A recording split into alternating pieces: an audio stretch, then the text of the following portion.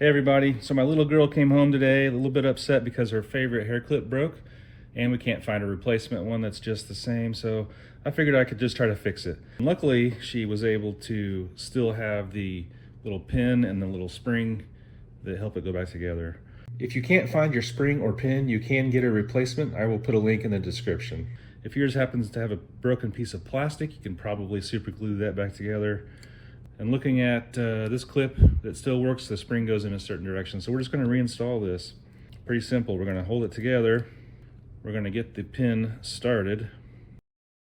Once the pin started on one side, get that spring started. And then you may have to take some pliers or something and hold that spring, kind of compress the spring, and just push it through there until it lines up, and then push the pin all the way through. And that's pretty much it. My little girl will be happy again. Her favorite clip is in working order. And hopefully this video helped you out. If it did, give me a thumbs up and follow for more useful tips. Thank you. Here's a few more videos I think you might like.